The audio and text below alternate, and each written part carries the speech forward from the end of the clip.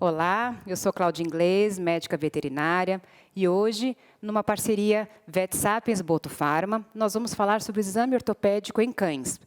Uma vez que a claudicação é extremamente frequente na clínica de pequenos animais, e muitas vezes é um desafio nós conseguirmos identificar aonde está o problema e proceder com a investigação adequada. Vamos lá. A análise da locomoção é a primeira etapa do exame ortopédico e é importantíssima de ser realizada. É recomendável que se faça essa observação mesmo em pacientes assintomáticos, para conseguir detectar alguma normalidade, mesmo que sutil. É interessante que haja espaço para que o animal consiga se locomover, trotar e, eventualmente, desviar de algum obstáculo. Também é importante que o local seja livre de elementos distratores, como outros animais, pessoas, carros, etc. Durante a marcha, nós observamos se a locomoção está coordenada, se o animal está com a mesma amplitude de movimento dos dois lados, se ele não apresenta a extremidade do membro arrastando no chão, o que denota uma fraqueza, uma paresia, se ele não tem desvio do plano mediano, o que significaria uma ataxia, e o animal deve ser observado o piso utilizado deve ser piso rústico, em que ele não deslize e não derrape. Ele deve ser observado de frente, de trás e pelo lado. O animal se afastando do examinador, é possível detectar anormalidades nos membros pélvicos. E da mesma forma, o animal se aproximando do examinador, é mais fácil conseguir detectar anormalidades nos membros torácicos. A cabeça do animal também nos ajuda a verificar se existe alguma claudicação, pois ele tende a suspender a cabeça quando o membro afetado toca o solo. Se por acaso no local do exame não houver um espaço adequado, é interessante sair com o animal para a rua, para uma praça, onde consiga fazer com que ele se locomova. E por vezes esse animal ele pode ser indócil, o exame ortopédico ser prejudicado. E às vezes a locomoção é o único recurso que pode nos auxiliar a detectar uma claudicação. Então, após a avaliação da locomoção, a gente faz uma observação do paciente em estação. É ideal que o tutor esteja à frente e, às vezes, é bom até ter um auxiliar colaborando no exame. É interessante que o animal sinta que ele vai ser tocado, para ele não ser surpreendido, né?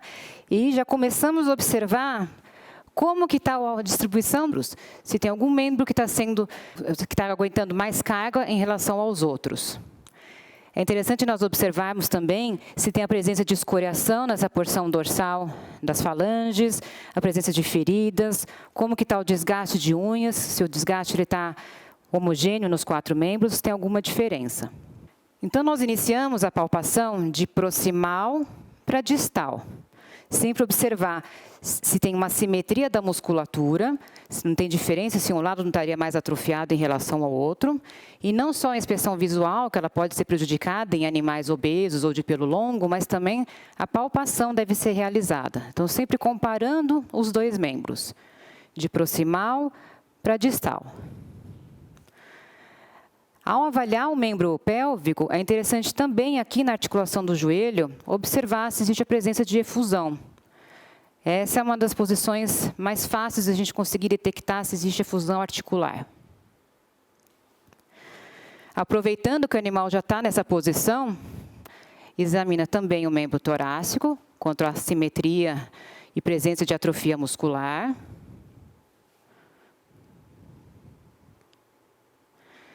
Agora, a gente vai testar também a propriocepção, né? Que a gente vai começar, vai distinguir, vai trazer uma informação que nos ajuda a distinguir se o motivo da claudicação do paciente é de origem ortopédica, ou seja, músculo-esquelética ou neurológica. É muito importante, ao fazermos esse teste, que esse animal seja sustentado, porque se ele tiver alguma alteração músculo-esquelética, uma osteoartrose, algo que seja bem dolorido, ele não vai conseguir realizar esse teste e nós vamos interpretar como uma alteração de propriocepção. Tá? Então, a propriocepção é a noção do posicionamento dos membros. Então, a gente sustentando, no caso dos membros pélvicos, sustentando aqui pela pelve, tá? O peso bem distribuído nos 4 membros, nós viramos os dedos do animal em direção ao solo, e o correto é que ele reposicione imediatamente. A falha no reposicionamento já nos diz que ele tem uma deficiência proprioceptiva, ou mesmo a ausência de reposicionamento. Faça várias vezes para que os nossos achados sejam sempre consistentes. Muitas vezes os animais não toleram muito que manipulem a extremidade dos membros, tá? Então tem que ter uma boa paciência para realizar esse teste várias vezes. Aproveitando que nós estamos aqui, a gente avalia o tônus também desse membro. Nós temos que ser capazes de flexionar o membro e notar alguma resistência da musculatura. Um membro que a gente não consegue dobrar seria um membro com tônus aumentado, e um membro que a gente consegue flexionar com muita facilidade as articulações sem resistência é um membro que está com tônus reduzido. Para o membro torácico, é importante que a gente sustente o animal aqui pela região do externo, tá? Sempre distribuindo bem o peso. Quando o animal tem um grande porte, animal muito grande, que a gente não consegue ficar por cima dele, então a gente se posiciona ao lado dele, né? Então, sustentando aqui pelo externo,